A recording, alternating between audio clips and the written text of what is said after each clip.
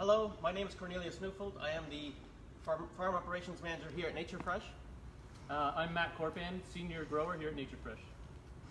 So the company was founded in 2011. We started with 18 acres of peppers, and we are now currently over 200 acres of tomatoes, peppers, and cucumbers, and organics as well. And here in our greenhouse here, we're in phase 7. It is one of our lit tomato greenhouses. We have lights, so on dark days we can grow with some extra lighting. And this is our TOB crop. So we are growing tomato on the vine, and it's a 30-acre block is what we're growing here. Right now, as you can see, Corny and I are suited up in our coveralls, gloves, boot covers on. And the reason for that is because we are trying to protect our crop. Tomatoes can get diseases. There are bugs that can come in and affect our crop, and we want it to be as healthy as possible. And that way we have the highest quality fruit that we can ship to the grocery store. Yeah, and so like Matt was saying, we do this in tomatoes, but we do also do it in all of our other peppers as well and cukes as well, just because we really do want to be safe. If we had to clean out a crop in the middle of the season, it would be very difficult for us. But yeah, that's the main reason why we were wearing our suits. So maybe Matt, maybe we could talk a little bit about growing tomatoes. Sure. So these tomato plants are grown for 11 months of the year. And what we do is we bring them in, we grow our plants on these bags. They are filled with coconut, recycled coconut husks. You can see here we've got some coconut, and there's some roots mixed in with the medium. And that works very well as a soil for us. And then it's also a waste. We're reducing waste being put into landfills because we're taking from another industry the recycled coconut husk, and then we put it into our bags and root with it, and the plants grow really nice. Then we irrigate and give the plants the water and the fertilizers and nutrients that we need. Yep. These are the little dripper spikes. This is where all the nutrients come through. And also when the plants come in, they're roughly about, I would say, 1.5 feet tall. Yep. From the propagator. The first thing we do is we place them on the slabs here. We hang strings up top, bring strings down, and we clip them up. And every single week, we put a clip on. One of these clips right here, as you can see. They grow roughly about, I would say, what, 33 centimeters? Yep, depending on the variety. Depending on variety, roughly about 33 centimeters. And then we also put a truss support on here. This keeps the cluster from kinking.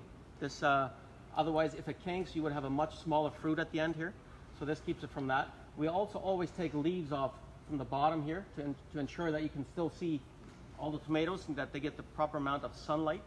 And then also, as you can see here, pretty much all of our sets are pruned to 5 tomatoes. So this is really to ensure that we have proper sizing and also that the proper ripening, that we get a full ripened cluster at the end of it. And then also, so by the time the plant starts here, by the time we're completely done with it, the plant is roughly about 40 feet long. So every week we go up top, and then those hooks up top there, lower it down. So again, like I said, at the end of the crop season, they're about 40 feet long. Where does the irrigation water come from? So maybe. Yep. So we use municipal water. It's fresh water. The nutrients are then added to it, and then from there it goes into the plant. And what's amazing about growing in a greenhouse environment is we try to have full control over what's happening and reduce our waste as much as possible. So when the water goes into the roots, some of that water is drained out in order to refresh our nutrients, and then it's taking the water's drained back into a tank. We disinfect it. There's still fertilizer in that drain water, so we get to reuse it and then bring it back into the greenhouse. So there is zero water wasted. The water that comes in, all of it goes into the plant, and like I said, it drains away. We reuse it, and the plants just continue to grow. I'd also like to talk a little bit about our Priva system here. This is a traceability system where, so all of our jobs that we do here, they're on piece rate.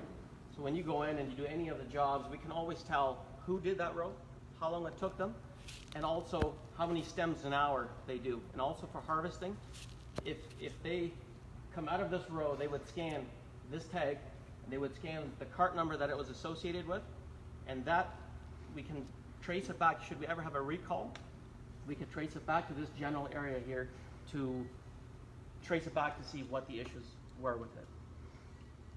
Yeah, that allows us to minimize the amount that we have to recall if it happens. What's also nice is this can be used for things like our IPM program. It can be used for many things that we can track pests and disease in the greenhouse. There's a lot of new technology. So for people who think that we're just farmers here that like to grow plants, that is partly the case. But what we also have there's a lot of technology, a lot of automation. We don't have the chance to walk through the whole facility here, but there is a lot of automation technology, so robotics and IT guys looking for work. This is a very hot industry right now for positions like that. And then on the other side, there's scientists and chemists that would like to work with our fertilizers and nutrients. We make up custom nutrient recipes for our plants and tailor it to exactly what they need when they need it. Now, do we hand pick our tomatoes? We do hand pick our tomatoes. So I could probably show you an example. So any cluster gets harvested, we would just tear it off like this, take the clip off, trim it to the proper back here, and you have yourself a beautiful cluster of 5 tomatoes. And what is IPM? So maybe Yeah. Matt can explain that. Yeah, so within our growing department, we have an IPM team, and which involves crop scouts, supervisors that go and look for things. And then in order to manage that, one nice thing about the greenhouse business is our industry can reduce any chemical or eliminate all chemical use in our greenhouses. And we do that by putting these little cards out in the greenhouse. Every week we're putting these out. And there are these are good bugs that go into the greenhouse, and then they take care of all the bad bugs that would harm our tomato plants. So IPM is integrated pest management. We call it integrated because we have many different facets on how we can actually do this. One of them here in tomatoes specifically, the flowers that come out the top of the plant, they need to be pollinated. Now in nature, there's wind, there are bugs, there's bees, there's other things. So what we do here is we bring bees into our greenhouse. And if you follow me over here, you can see down underneath our troughs are a bunch of boxes. Those boxes are beehives. We bring them in every week, and the bees go through the crop, do our pollinating, and then that way we get nice tomatoes that look presentable and increases the production as well. So that's just, again, one part of pest management. We also work with programs that not just bringing this in, but we also bring plants in the greenhouse. We call them banker plants or host plants that the bugs can live off of. They will survive on that plant and then go into the greenhouse and again take care of all the bad bugs that would harm the tomatoes. So maybe we could also talk a little bit about how this actually works. So if we look here, this is our railing system. This is where our carts would drive on top of for the harvesting. Also, any of the work that has to be done up top. We don't have a cart here at the moment, but there's a cart that would travel on top of here. So that is the one use of it. The next use of it is heating. So this is our secondary heating source. Our primary is this up here. This is our primary heating source. So if it gets cold in here, we turn this on. If that is not enough, then we turn this on here as well. And when it gets really cold, we do have a curtain, an energy screen that you're able to close off depending on the temperature you want to set in here. So we use that as well. And also the lights. So we have lights in here. This is the first facility that we have lights here in Canada. We have that because we want winter production of tomatoes, locally grown. This way we don't have to import them from other countries. So this is kind of how this works, so we can have tomatoes coming in, locally grown tomatoes in the wintertime.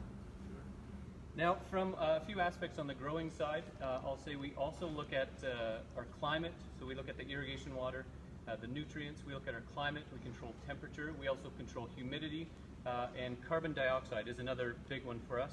The plants need the carbon dioxide for food and to produce the sugars in the plants. So we use carbon dioxide. Again, it's a waste from other industries that we are able to use and use it for production to grow healthy tomato crops.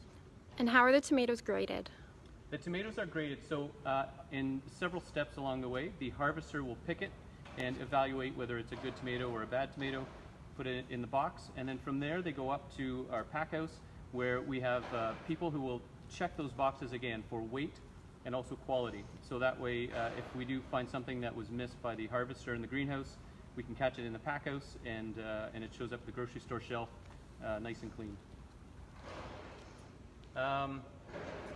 Many other jobs, again, when you talk about jobs in our industry, the ones I mentioned before are part of the actual production, part of the actual hands-on, but there are so many other human resources, finance and accounting, maintenance guys, electricians. We've got a host of electricians that work for us. Maintenance.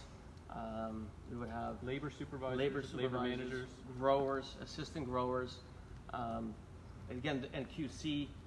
There really is an abundance of jobs that are available here. So there really is a lot more to it than just harvesting and clipping and maintaining the plants.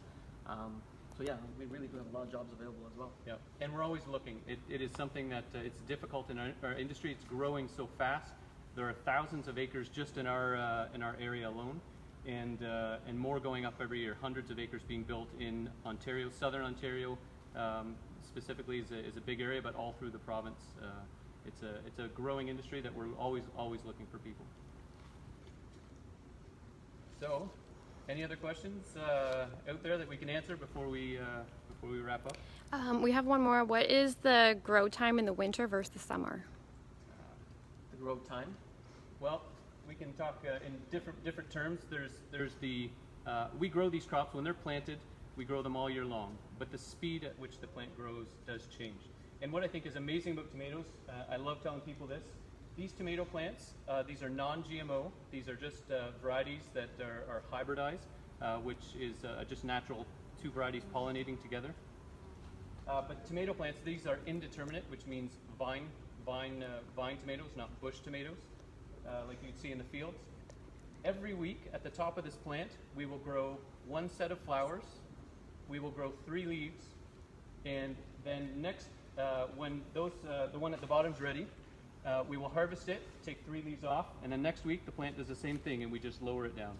So it's amazing. 3 leaves in a cluster every week for the whole length of the year.